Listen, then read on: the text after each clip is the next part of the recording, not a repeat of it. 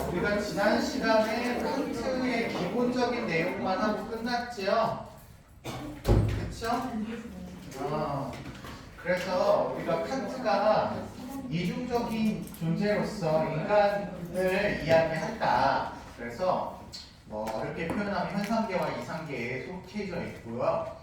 동물이 가지는 속성을 지니고 있으면서 동시에 인간만 가지는 속성을 지니고 있다. 이런 이야기 해드렸습니다. 인간에 마땅한 의무다 그러면 동물과 공유하는 속성이 아니라 인간만 가지고 있는 속성에서 뭔가 의무가 노출되어야 되고요. 칸트의 의무론이나 의무론 사상가들은 대부분 국민에게 의무가 있다라고 하는 건 국민으로서의 권리가 있다라는 것에서 나온다는 맥락에서 뭔가 권리가 있다, 능력이 있다라는 것이 곧 의무로 연결된다 이렇게 설명하기도 했던 것 같아요. 그렇죠? 그런 의미에서 의무론이라고 말씀을 드렸고 이런 걸 기준으로 했을 때 칸트가 제시하고 있는 도덕적인 거는 뭐고 도덕적이지 않은 거는 뭐냐라는 기준을 우리가 살펴보고 있었죠. 지난 시간에 했던 거 합니다. 첫 번째로 우리가 뭘 도덕적이라고 이야기하냐면 실천 이성의 명령에 따른 행위. 실천 이성을 선생님이 쉬운 말로는 뭐라고도 한다고 했었죠? 모르는 척 하지 말고 얘기해 주세요. 뭐라고 한다고 했죠? 양심이라고 한다고 했죠? 실천 이성의 명령을 따른 행위다.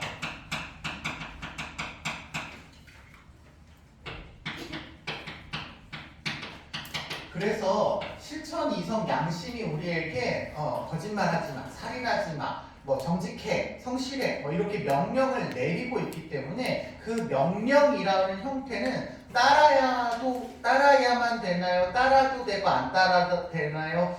따르지 않아야 되나요? 따라야만 하죠. 그렇기 때문에 칸트의 윤리설을 우리가 무슨 윤리설이라고 한다? 의무론적인 윤리설이라고 한다. 이런 얘기인 거죠. 그 다음에 두 번째로 그래서 나오는 게 칸트에서의 도덕적인 것은 의무에 따른 거다. 의무에 따른 거다라고 말씀드렸었죠?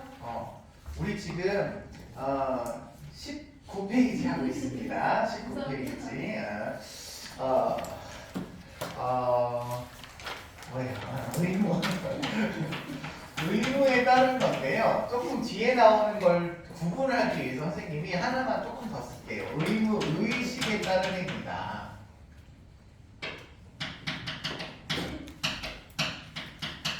의무, 의식에서 비롯된 행위여야 한다. 뒤에 의무라는 걸 조금 구분하려고 제가 하나를 더 썼는데 비슷한 말이라고 생각하시면 될 것 같습니다.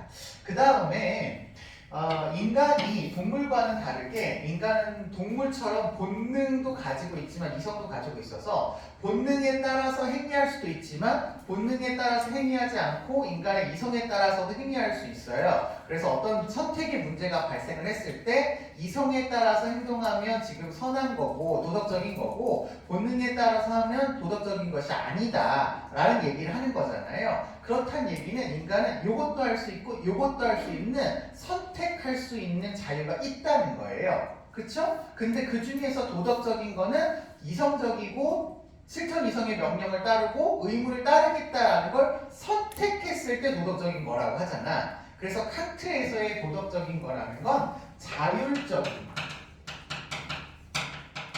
선택, 자율적인 선택, 내가 이걸 따르겠다라고 하는 선택, 이걸 칸트는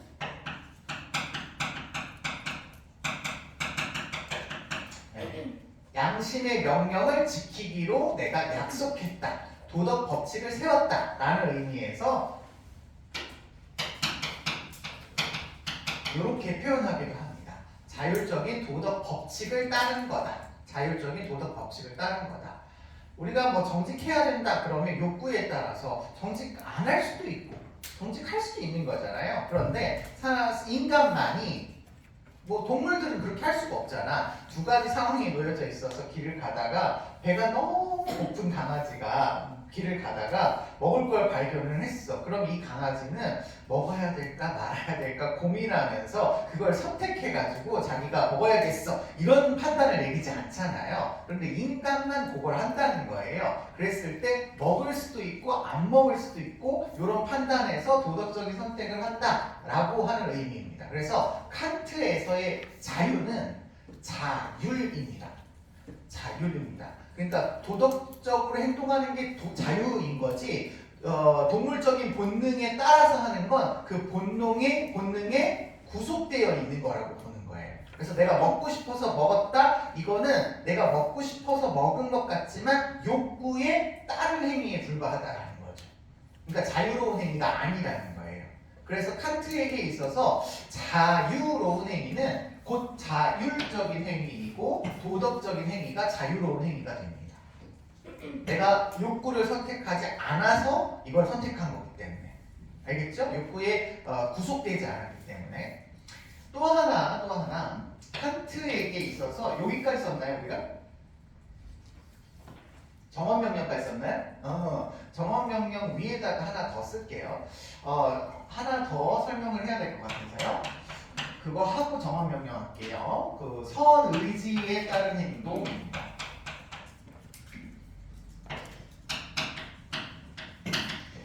선의지는 사실 윤사에서는 선의지라는 표현이 여러 군데 나오지만 생윤에서는 거의 칸트에서만 쓴다고 보시면 되겠어요. 그래서 요 말 잘 기억해 주시면 좋겠습니다. 마찬가지로 실천 이성도 칸트에서만 거의 쓴다 이렇게 생각해 주시면 될 것 같아요. 그래서 제시문 자체가 칸트라는 걸 찾기는 어렵지는 않습니다. 딱 보시면 이게 칸트구나라는 걸 알 수 있게 되는데 어쨌든 이 선의지라고 하는 걸 칸트 선생님은 어떻게 말씀하시냐 실천 이성이 나한테 도덕적인 명령을 내리잖아요. 그 도덕적인 명령을 내리면 그 도덕적인 명령을 따르고자 하는 자신의 의무를 선의지라고 한답니다. 요거를 정리해서 쓰면 실천 이성의 명령을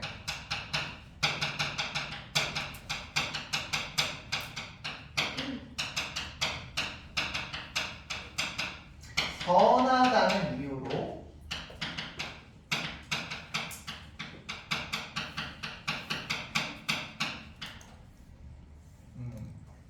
의욕하는 행위라고 보겠습니다. 의욕하는 것. 의욕하는 것. 칸트가 의욕이라는 말 자주 쓰거든요. 의지로 욕구한다라고 해서 그냥 욕구하고는 달라요. 식욕, 성욕 뭐 이런 욕구하고는 다르게 자신이 원해서 선택한다 이런 의미를 지니고 있거든요. 그랬을 때 내가 선하다라는 이유만으로 실천 이성의 명령을 따르는 것입니다. 요거는 중요한데요. 칸트에게 있어서 도덕적인 행위는 선의지에 따른 건데 그 선의지에 따른 행위는 다른 결과를 고려한 행위가 아니라 그냥 선하니까 한 거예요. 선하니까 한 거예요. 그래서 칸트의 윤리설을 다른 표현으로 뭐라고도 하냐면 동기주의라고 표현하기도 합니다.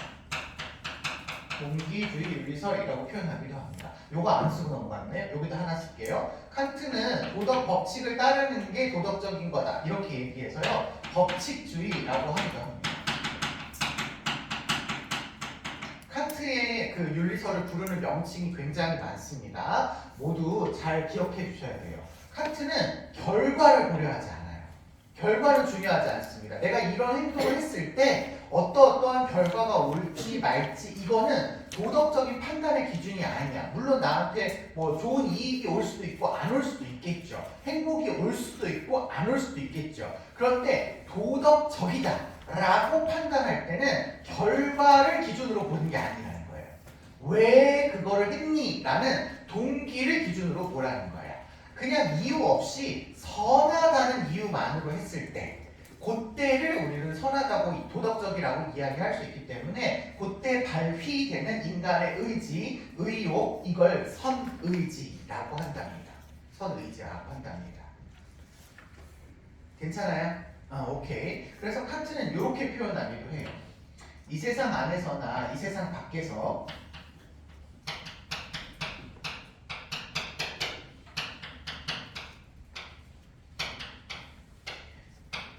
유일하게 그 자체로 그 써야 되는데 그 자체로 선한 아이는 선의지밖에 없다. 이렇게 얘기합니다. 이게 뭔 말이냐? 여러분 선한 거라고 생각할 수 있는 게 여러 가지가 있잖아요. 지혜도 있고 용기도 있고 뭐 성실도 있고 뭐 또 봉사도 있고 여러 개 있을 수 있잖아요. 근데 이 자체가 선한 게 아니라 우리는 이게 선하다고 생각을 해서 실천을 해야 선해요. 실천을 해야 선해요. 근데 그 실천이라고 하는 것도 선하니까 실천을 했을 때 선하다 이렇게 얘기를 하는 거지. 만약에 도둑이 너무 성실해. 너무 계획을 잘 세워가지고 성실하게 밤마다 나가서 도둑질을 하네? 그러면 성실 그 자체가 선한 거야? 성실하게 하겠다는 선한 의지가 선한 거야? 그치요? 이런 날이에요. 선함이라고 하는 어떤 대상 자체가 선한 게 아니라 그걸 선하게 쓰는 의지가 선한 거라는 거야. 어떤 정복자가 다른 수업 시간에는 구체적인 대상을 얘기했지만 영상을 찍고 있어서 그냥 얘기하는 겁니다. 어떤 정복자가 세상을 정복해야지라고 자신에게 용기를 막 불어 넣어가지고 막 다른 나라 공격하고 지배하고 막 그래. 그러면 용기 자체가 선한 게 아닌 거잖아요. 용기를 걔도 그 사람도 가져서 나쁘게 사용됐기 때문에 어떻게 사용하느냐에 따라서 선하냐 악하냐가 결정되니 결국 선하냐 악하냐를 결정하는 건 머릿속으로 판단하는 게 아니라 그 아이를 선하게 쓰고자 하는 의지만 선하다라고 얘기할 수 있다는 거예요. 그래서 칸트가 이런 얘기를 하시게 되는 겁니다. 오로지 세상에서 선한 건 선하게 사용하려고 하는 의지뿐이다. 이렇게 얘기하고 있어요. 아셨죠? 그래서 선생님 생각할 때 화이트 칼라 범죄라든지 머리가 좋은 사람, 뭐 고위층, 고위공직자 이런 분들이 저지르는 범죄는 더 나쁘다고 생각하는 거예요. 더 잘 알고 있으면서도 그 선의지를 잘 발휘하지 않아서 일어난 행동이기 때문에 더 나쁜 사람. 차라리 모르고 하면 몰라서 그렇다라고 할 수 있겠지만 이렇게 알면서도 선의지를 발현하지 않은 거는 조금 더 안 좋은 형태가 아닐까? 라고 칸트 선생님은 생각해 볼 수 있을 것 같아요. 자, 그 다음에 다섯 번째가 여러분 그 전에 전 시간에 필기해 드렸던 정언 명령에 따른 행위입니다. 정언 명령, 다른 말로 정언 명법이라고도 하고요. 명령은 누구의 명령이니까 명령이라고 했겠어요? 누구의 명령? 양심의 실천 이성의 명령이니까 명령이라고 했겠죠. 명법은 왜 나온 거냐면 이 양심의 명령을 법칙으로 세운다라고 해서 명법입니다. 명법. 그런데 정언이 붙었잖아. 이 정언이라고 하는 말은 고정되어 있다라는 뜻이에요. 딱 정해져 있다라는 뜻입니다. 그래서 이거를 반드시 의무로 실천해야 하는 명령의 실천 명령까지 쓰시죠. 명령 형식입니다. 예. 그러니까 칸트는 우리가 세우고 있는 실천 이성의 명령을 제대로 잘 이해하기 위해서는 그 아이가 이러이러한 형식이어야 된다라고 형식을 주고 있어요. 우리가 실천 이성을 여러분 모두 인간 모두가 다 지니고 있어요. 그래서 내 양심이 나한테 거짓말을 하지 말래, 정직하게 살으래 라고 하는 명령을 내렸는데 이게 정말 과연 도덕적으로 맞을까? 선할까? 옳지 않은 건 아닐까? 이걸 우리가 검증해 봐야 할 필요가 있잖아요. 그때 칸트가 이걸 사용해 보면 된다고 하는 형식을 주신 거예요. 몇 가지 형식이 있는데 우리 교육과정에서는 두 가지만 배우시면 됩니다. 그 첫 번째 형식은요, 보편화 정식이고요.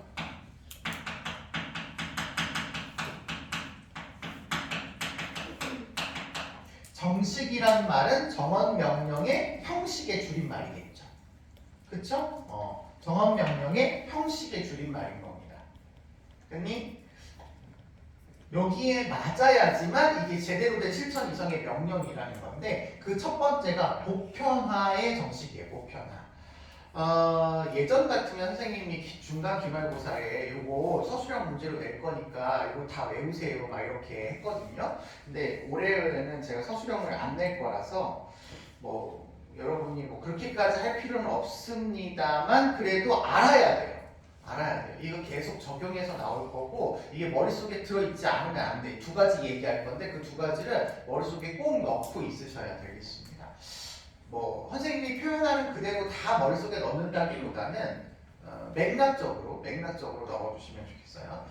일단 쓰겠습니다. 얘가 뭐냐? 칸트가 이렇게 제시합니다. 내 의지의 경리.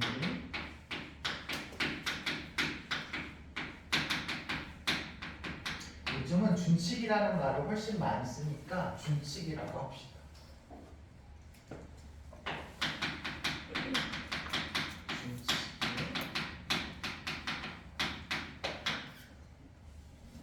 언제나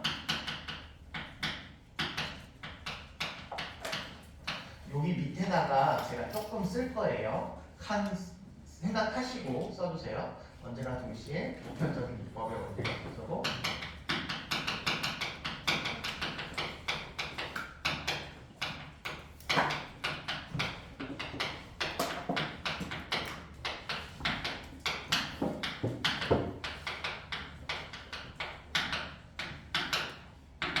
네, 이런 식으로 말을 하고 계셔요. 이게 무슨 얘기냐? 일단 여기 내 의지에라고 할 때 이 내 의지는 선의지를 가리키는 거죠. 개별적인 사람들이 도덕 판단을 실천하려고 하는 이 선의지를 통해서 나타나는 준칙. 이 준칙은 개별적인 도덕 법칙을 이야기합니다. 개별적인 도덕 법칙.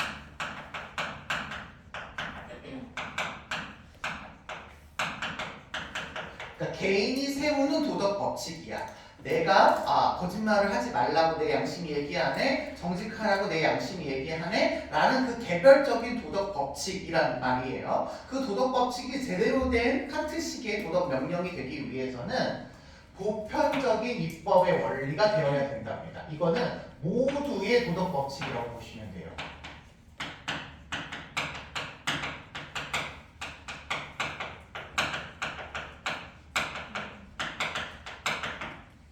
모든 사람이 똑같이 그게 맞아. 이거 정직해야지 라고 인정할 수 있는 도덕 법칙이어야 된다는 겁니다. 도덕 법칙이어야 된다는 거예요. 왜 그럴까요? 칸트는 이성을 인간이라면 다 가지고 있어요. 선생님도 여러분도 모두 가지고 있는데 모두 가지고 있는 그 이성이 다르게 얘기해서 누구는 해도 된다고 하고 누구는 안 해도 된다고 하면 그거 인간이 져야 되는 의무라고 보기가 어렵다는 거지. 인간의 의무는 우리 모두가 함께 실천해야지만 인간의 의무로 마땅하다 이런 얘기예요. 자, 예시를 제가 잘 못 들어드릴 것 같은데 제가 우리나라가 국방의 의무가 있잖아요. 그렇죠? 그래가지고 군대를 남자는 갔다 와야 된다. 뭐 아니면 다른 병역을 대체할 수 있게 해야 된다 해가지고서는 남자분들이 이제 군대 가는 것들에 대한 어떤 생각이 굉장히 많아가지고 스포츠 활동을 하시는 분들이나 문화예술 하시는 활동하시는 분들이 어떻게 하면 안 갈 수 있을까? 뭐 이런 것들을 좀 생각을 해서 뭐 국제대회에서 금메달을 땄다든지 뭐 이러면 안 갈 수 있잖아요. 예, 그런데 이런 것들이 이제 막 많이 이렇게 확산이 되어서 막 안 가겠다라고 하는 그런 의식들이 많아지게 되다 보면 이게 국민의 의무로 자리하기가 어렵다는 거죠. 그래서 어떤 한 대중 가수 그룹도 굉장히 유명을 하지만 그 사람이 우리나라에 미친 영향력이 엄청 큰데 국민들의 공감대는 이 사람을 면제시켜도 될 것 같고 뭐 국민영이나 다른 걸로 해도 될 것 같지만 대체 국민영을 해도 될 것 같지만 군역을 가도 될 것 같지만 근거가 안 되기 때문에 이것들에 대해서 고민을 많이 하는 거예요. 이런 게 거의 칸트식이라고 보시면 되겠습니다. 모든 사람에게 적용되어야 하는 하나의 법칙이고 의무여야 되는데 자기만 되고 누구는 안 된다. 이거 안 된다는 거죠. 예를 들어서 봉사활동을 해요. 봉사활동을 여러분들이 하시는데 그 봉사활동을 하는 게 누구한테는 도움이 되고 누구한테는 도움이 안 돼서 한대. 그러면 도움이 되는 사람은 봉사활동을 하는 게 의무가 될 수 있지만 나는 수능만 봐도 대학 갈 건데 봉사활동 필요 없는데 라고 하는 사람들은 봉사활동을 안 해도 되잖아. 그러면 그럴 경우에는 이 두 사람이 공통적으로 행해야 하는 의무라고 할 수가 없다는 거야. 그래서 너가 도덕적인 판단을 내리고 있는 사실이 제대로 된 도덕적인 판단이 되려면 모든 사람이 내리고 있는 도덕적인 판단과 같아야 된다. 요런 형식에 맞아야지만 제대로 된 도덕 판단이다 라고 얘기를 한다는 거죠. 이해가 되실까요? 되겠죠. 그렇죠. 여기까지는 그래도 별 문제가 없습니다. 그러면 시험 문제에서 만약에 이렇게 나와요. 모든 준칙은 다 도덕적인 입법이다. 혹은 뭐 도덕적인 법칙이다. 도덕적인 기준에 선한 원리이다. 모두는 그렇다. 이렇게 얘기하면 맞을까 틀릴까? 틀릴 수도 있죠. 준칙에서 나오기는 하지만 이게 모두 맞을지 않을 수도 있는 거죠. 그렇죠? 여기하고 일치되어야지만 맞는 거죠. 알겠죠? 이런 식의 문제가 나오니까 이거 주의해 주세요. 자, 두 번째 형식이 있습니다. 두 번째 형식은 인간성 정식이라고 하고요. 인간성 정식은 조금 더 복잡합니다. 인간성 정식은 좀 더 길어요. 너에게 있어서나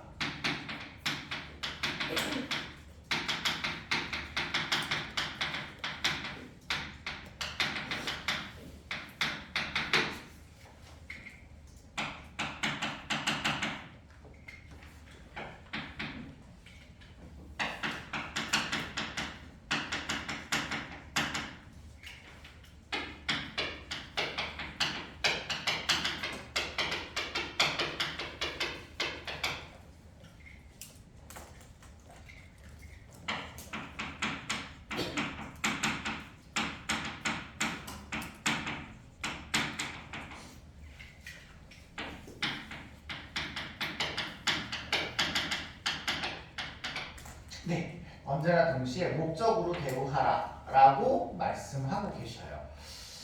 이거 뭐 쉬운 표현이에요. 인간만 도덕적인 판단을 할 수 있습니다. 동물은 못해요. 동물은 이성을 가지고 있지 않으니까. 그렇다고 하는 건 인간이 개별적인 도덕 판단을 하는 주체로서 존중받아 마땅할 존재다라는 거예요. 도구나 수단이 되어서는 안 되고 인간은 도덕적인 판단을 할 수 있는 자율적인 주체로 반드시 태어날 때부터 존중받아야 하는 그런 존재다. 이런 얘기가 됩니다. 그래서 이걸 해석하면 여기다 쓸게요. A.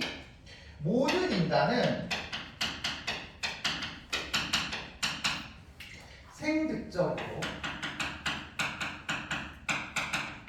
생득적이라는 말이 태어날 때부터 가졌다 이런 표현이에요. 제가 그래서 지난 시간에 모든 인간은 실천 이성을 갖고 있고 순수 이성을 갖고 있어서 딱 태어날 때부터 이건 옳고 이건 그른 거야 라는 판단을 할 수 있는 능력을 가졌다. 이게 맹자의 사단하고 비슷하다 이런 얘기 했잖아요. 태어날 때부터 인간은 갖고 있어요. 생득적, 선천적 이런 말입니다. 알겠죠? 생득적으로 인격을 지니고 있어요. 칸트는 이걸 고유명사로 씁니다. 생득적 인격이라는 고유명사로 쓰고 있어요. 알겠죠? 기억해 주세요. 생득적 인격을 가진다. 을 진임으로 존중해야만 하는 존재다라고 보고 있습니다. 존중해야만 하는 존재다. 사람은 다른 동물과는 다르게 그 자체를 수단으로 대우하면 안 된다. 수단이나 도구로 대우하면 안 된다. 사용되면 안 된다라는 거예요. 내가 이 친구를 사귀거나 이 친구와 내가 관계를 함에 있어서 그 아이를 나를 위한 수단으로 대우하면 안 된다라는 거예요. 내가 얘하고 친한 거 지금 윤리 시간에 공부 열심히 하는 건 난 대학을 가기 위한 거니까 선생님을 대학을 가기 위한 수단으로서 대해야지 이런 마음이라면 여러분은 비도덕적이라고 칸트는 얘기할 수 있다라는 거죠. 그런데 그렇게 하고 계시죠 지금. 여러분 윤리 전공할 거 아니시잖아요. 그쵸?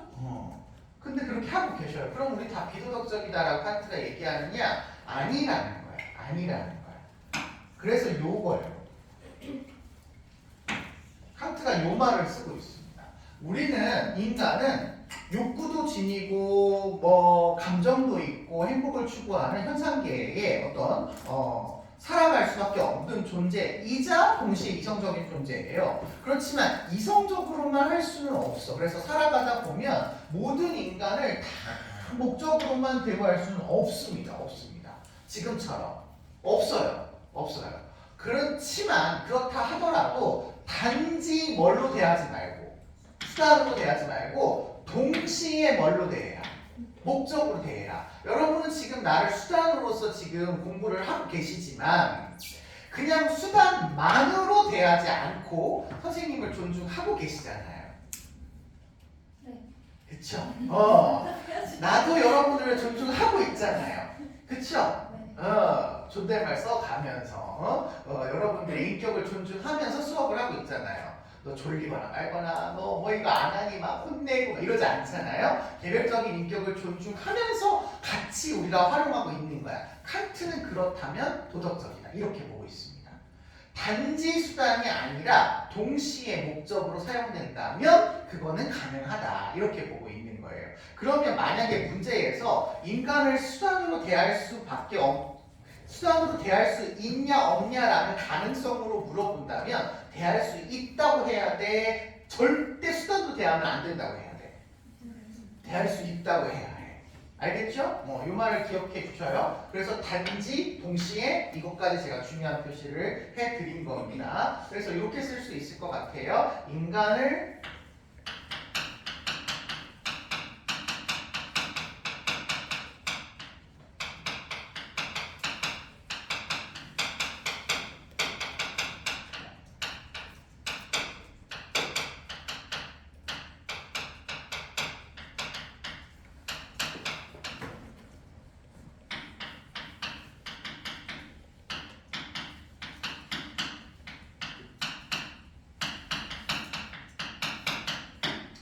동시에 목적으로 존중해야 된다라고 하는 게 칸트의 두 번째 명령입니다. 그래서 이 정원 명령에 따르면 내가 어떤 도덕 법칙을 세웠는데 내가 살인하는 걸 너무너무 좋아해. 그래서 내 이성이 살인하자라고 내리는 명령이라고 한다면 그게 여기에 맞지 않아서 도덕 법칙이 될 수 없다. 이렇게 판단을 해본다는 거죠.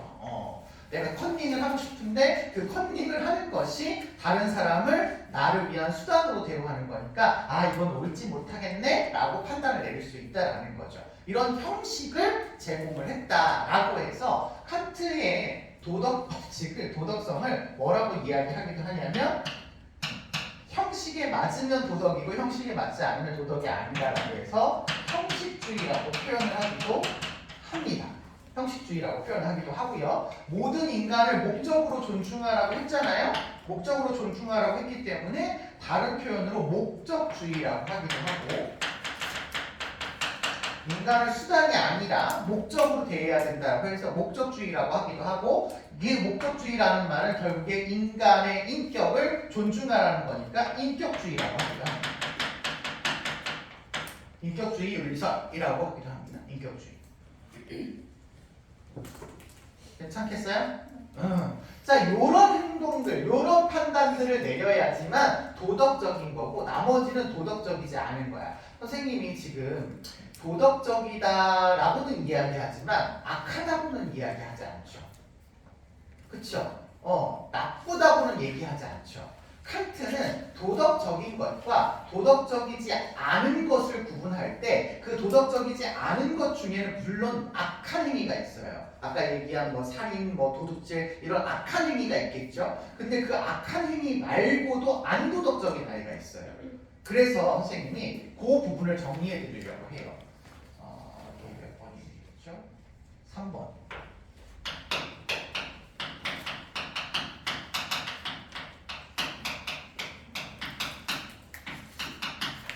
도덕적이지 않은 거, 당연히 악한 건 도덕적이지 않습니다. 살인, 강도, 전쟁, 테러, 이런 것들 악한 거 도덕적이지 않아요. 그거 말고 도덕적이지 않은 아이. 첫 번째, 감정에서 비롯된 행위.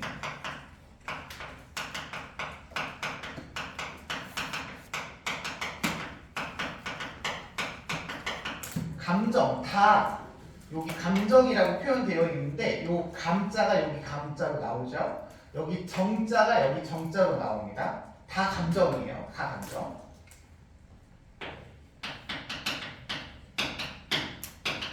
예, 감정에서 비롯된 행위는 도덕적이라고 하지 않아요. 선생님이 만약에 TV를 보고 아프리카의 난민을 보니까 너무 안타까운 거야. 아, 그러고 보니까 내가 오늘 또 그 옷을 입었네. 이 옷이 튀르키예 시리아 지진 피해를 돕기 위해서 어디에서 했던 그걸 하면 이거 주는 옷이에요. 예, 그래가지고 받았는데 이걸 보고 선생님이 너무 불쌍하다, 안타깝네, 저 아이들 어떡하지? 이런 감정이 들어서 그 사람들을 도와줬어. 그럼 칸트는 도덕적이라고 한다, 안 한다? 안 한다는 거야. 안 한다는 거야.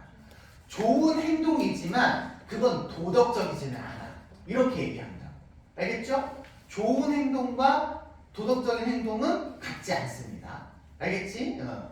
왜 안 되냐? 아까도 얘기하고 우리 맨 처음에도 얘기했지만 인간은 동물과 공유하고 있는 요 감정, 욕구로부터 비롯된 행동도 나올 수가 있고 인간에게만 부여된 특성에서 나온 행동이 있을 수 있는데 도덕적이다라고 할 수 있는 건 인간에게만 있는 특성에서 나와야 돼요. 그렇기 때문에 이건 도덕적인 행동이라고 하지 않습니다. 칸트의 설명은 조금 이따가 더 말씀을 드릴 거예요. 두 번째는 결과를 고려한 행위.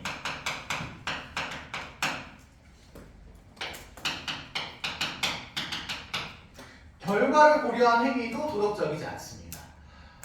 좋은 결과라고 하더라도 그것이 그걸 고려해서 했다면 도덕적인 행위라고 하지 않아요. 우리는 이거를 정언 명령과 반대되는 표현으로 가언 명령이라고 표현합니다. 뭔가 좋은 결과를 얻기 위해서는 하고 좋은 결과를 얻을 수 없다면 하지 않아도 된다. 이럴 수도 있고 저럴 수도 있고는 반드시 해야 하는 그런 의무가 아니고 이럴 수도 있고 저럴 수도 있는 가능성에 대한 명령이기 때문에 가언 명령이라고 해요.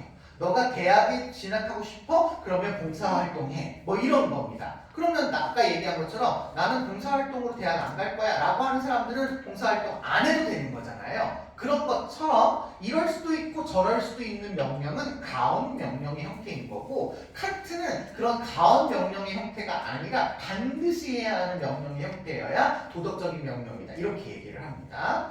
그 다음에 세 번째는 자연적 경향성에 따른 행위입니다.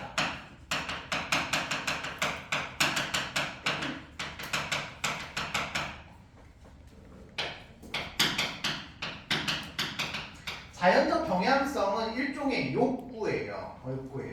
어떤 사람이 태어날 때부터인지는 모르겠지만 기본적인 욕구로 더러운 걸 싫어해. 항상 주변이 깨끗해야 돼. 그래서 이 사람은 갈 때마다 청소해. 어디 가는 데마다 청소를 하고 깨끗하게 주변을 점화시켜줘요. 결과적으로는 좋은 행위를 했지만 그 동기가 자신의 욕구, 자신의 어떤 감정에서부터 비롯된 행위라면 그거는 칸트는 도덕적이라고 보지 않습니다. 그 아이가 그렇게 어떤 아이를 도와준 게 불쌍한 게 싫어서 도와줬대. 이런 거 도덕적이지 않은 거죠. 애가 막 너무 떠들고 있는 거야. 저 아이가 왜 떠들고 있지? 안타깝네. 내 이성이 불쌍하게 아이가 이렇게 있으니까 도와줘야 해. 라는 명령에 따라서 그걸 의무로 받아들여서 내가 그 아이를 도와줬다면 더 좋은 행동이겠죠. 선한 행동이겠죠. 그런데 그게 아니야. 너 시끄러 죽겠네. 막 이래가지고 사탕 주고 왜 그래? 막 이렇게 한다면 그거는 칸트에게서는 도덕적인 행위라고 하지 않는다는 거예요. 아셨죠? 요걸 자연적 경향성에 따른 행위인데 요 세 아이의 공통점은 모두 동물과 함께 가지는 거예요. 그래서 이런 것들은 할 수도 있고 안 할 수도 있는 그런 행위이고 결과를 고려한 행위가 될 수 있어서 칸트에게 있어서는 도덕적인 행위라고 하지 않습니다. 마지막으로 시험 문제에서 자주 표현됐던 거 하나만 더 써드리려고요. 요것 때문에 아까 선생님이 의무의식이라는 말로 바꿔서 쓴 건데 단지가 꼭 들어가야 돼. 의무에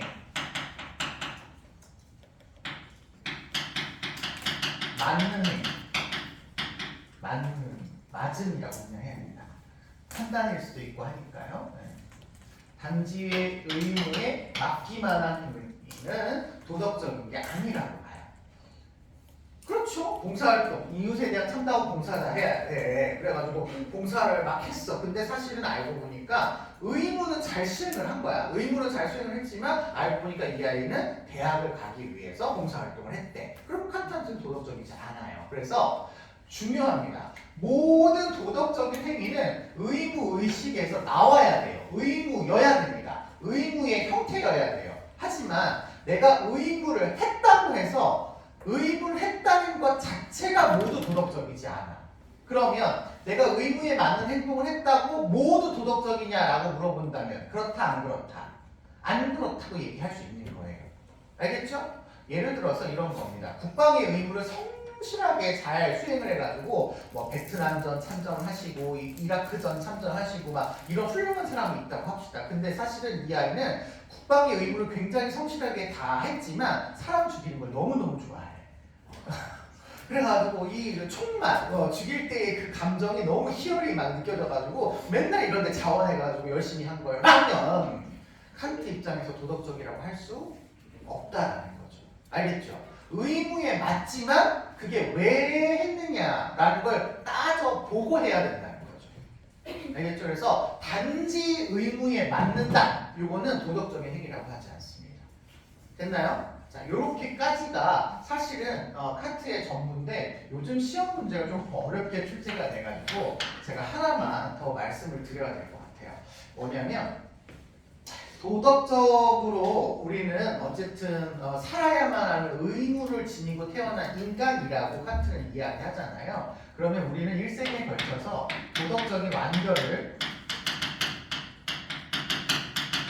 목표로 완결을 목표로 살아야 해요. 그래서 항상 도덕적인 실천을 해야 하는 게 인간의 마땅한 의무가 되거든요. 그럴 때 칸트는 그 의무를 다시 두 가지로 구분을 합니다. 어떻게 구분하냐면 직접 의무와 간접 의무를 구분을 해요. 직접 의무 같은 경우는 도덕성 자체를 위한 의무예요.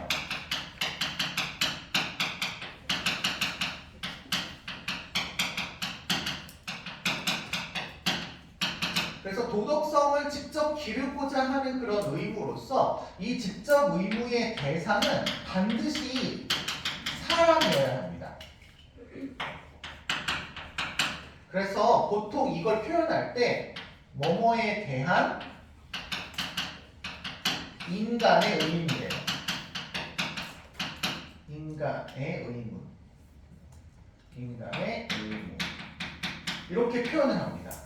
그래서 모든 것들이 인간이 져야 하는 의무가 되는 거죠. 도덕성을 기르기 위해서 인간은 이렇게 하면 안 돼, 저렇게 하면 안 돼, 선의지에 따라야 돼, 양심에 따라야 돼. 인간은 도덕성을 위해서 이렇게 해야 돼 라고 얘기를 한답니다.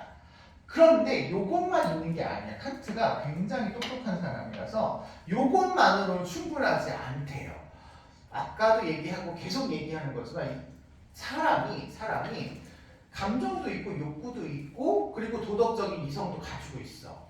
여러분, 우리가 도덕적인 생활을 하는 것을 위해서는 감정이 없으면 될까요? 안 될까요? 여러분 일단 생각해봐. 인간은 칸트에게 있어서 이중적인 존재라서 동물과 함께 공유하는 속성도 있고 인간만이 가지는 속성도 있어요. 그런데 동물이 가지는 속성이 없어. 그럼 그건 인간이 아니야? 그건 인간이 아닌 거야. 그렇죠? 그렇다는 얘기는 인간이 감정시나 공감 능력이나 행복이나 유용성과 같은 결과를 추구하는 것도 필요하다는 거야. 다만 그게 뭐 하지만 않다는 거야. 도덕적이지는 않다는 거야. 근데 이 아이가 없으면 그거는 또 인간이 아니야. 그렇지 않아요? 안 먹어. 아, 선생님 이상이에요. 나중에 캡슐이 나와가지고 안 먹고 살았으면 좋겠어. 그리고 옛날에 어떤 3학년이 그런 얘기를 했어요. 선생님 저는 오늘부터 안 잘 거예요. 막 이러면서 사람이 안 자보니까 안 자도 괜찮을 것 같아요. 막 이러면서 한 3일 밤인가 새고 와가지고 선생님한테 안 자겠다고. 그리고 나서 그 다음 계속 또 잤죠. 어떻게 사람이 안 자고 살아요? 예. 그럴 수가 없단 말이야. 그래서 인간은 자야 돼. 먹어야 돼. 근데 그걸 우리는 도덕적이라고는 하지 않아. 근데 안 자고 안 먹으면 인간이 살 수가 있어요? 없어요? 없어. 인간이 살 수가 없으면 도덕적으로 우리가 완성시켜서 나갈 수가 없잖아요. 없잖아요. 그래서 칸트가 두 번째 얘기하는 게 간접 의무가 있다고 얘기합니다.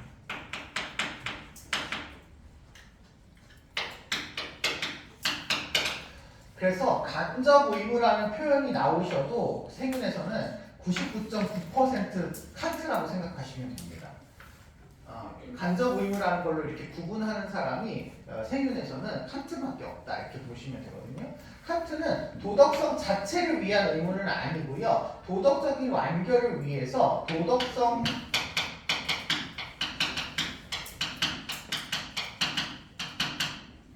수단으로서 도구로서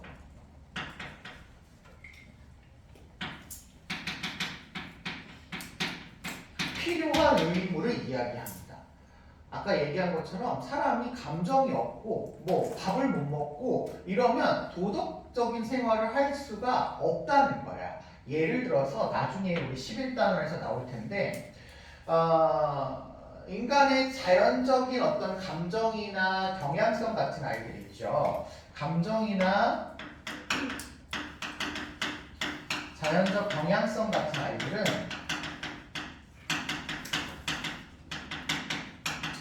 이 아이들에 따라서 행동을 하고 판단을 내리는 건 직접적으로 도덕적이지는 않지만 이 아이들이 있어야만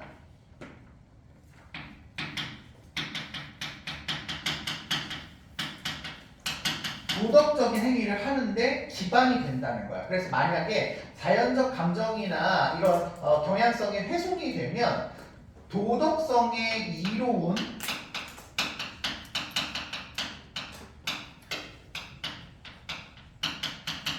소질도 훼손이 된다는 거야. 훼손이 된다는 거야. 그래서 이런 아이들도 잘 길러주어야만 하는 의무가 생긴대요. 의무가 생긴대요. 이런 거죠. 아까 얘기했듯이 직접 의무는 인간에 대한 의무로 모든 인간은 목적으로 존중해야 되고 다른 존재들은 뭘로 대할 수 있어? 단지 수단으로 대할 수 있어. 그러면 동물 우리가 수단으로서 대우해도 괜찮아 안 괜찮아?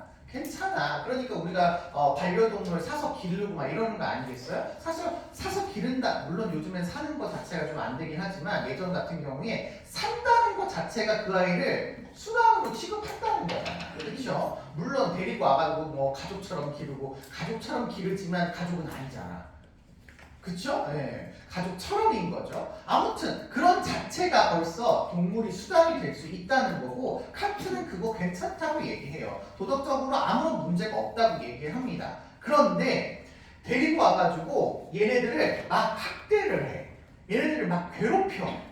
이거 사실 문제는 없는데 그런 것들을 지속하게 하다 보면 인간에게 학대하는 거, 생명을 죽이는 거 아무렇지도 않네? 라는 생각을 갖게 돼서 결국에 인간에게도 이게 영향을 줄 수 있다라는 거야.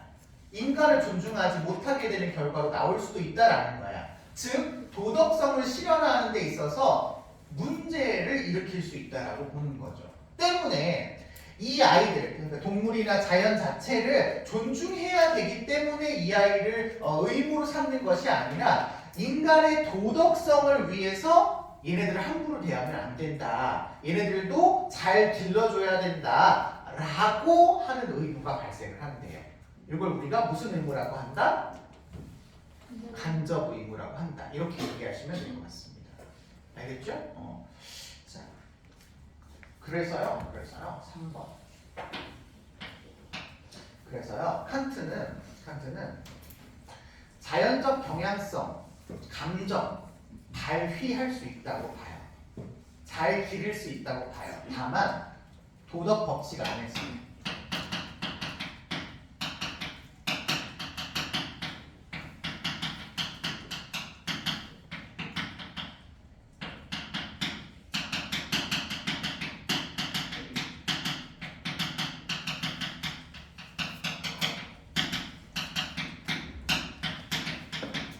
도덕 법칙 안에서 이런 것들이 잘 나타나야 된다고 봅니다. 그래서 문제로 나오는 게 행복입니다. 행복. 행복과 관련해서 칸트 선생님은 어떻게 생각하냐면 행복은 일단 우리가 만족한 어떤 상태로서 약간 결과적인 어떤 의미를 좀 지니고 있어요. 그래서 행복 자체를 추구하는 것을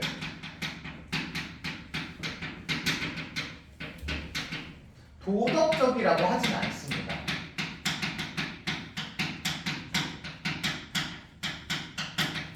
내가 행복하기 위해서 뭘 했다라는 건 뭘 고려한 거라는 거야. 결과를 고려한 거야. 행복이라는 감정을 위해서 한 거라는 거야. 동물도 지니고 있는 자연적 경향성에 따른 행위라는 거야. 그러니까 이거는 도덕적이지 않아. 도덕적이지 않아. 하지만 이런 것들이 도덕성을 실천하다 보니까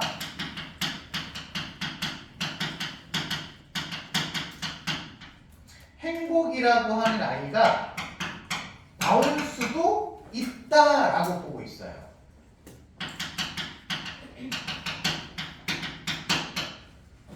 도덕성이라는 아이를 잘 실현해서 내가 이성의 법칙에 따라서 누군가를 막 도와주는 봉사활동을 했는데 너무 좋아. 괜찮다고 봅니다. 알겠죠? 그래서 실제 시험 문제는 이렇게 표현이 돼서 나와요. 도덕과 행복이 양립 가능하냐 이렇게 물어봐요. 양립 가능하냐 이렇게 물어봅니다. 칸트 입장에서 가능하다 불가능하다. 가능하다. 아까 얘기한 것처럼 도덕 법칙에 따라서 실천할 경우에 이거는 가능하게 되는 겁니다. 아셨죠?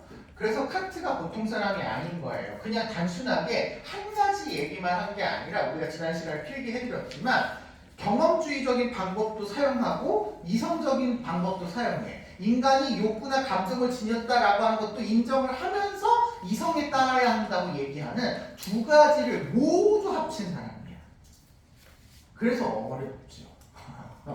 그래서 더 복잡하게 느껴질 수밖에 없는 건데 일단은 우리는 도덕과 관련된 내용은 여기까지만 알면 괜찮을 것 같아요. 그래서 나머지 이제 구체적인 무슨 사랑이라든지 뭐 예술이라든지 자연이라든지 국제관계라든지 다 얘기하거든요. 칸트가 그런 것들은 구체적인 단원에서 설명을 해드리도록 하겠습니다. 괜찮을까요? 네. 그래서 여기로 마무리를 해보도록 하고 다음 시간에 우리 교재 살펴보시고 공리주의로 넘어가겠습니다.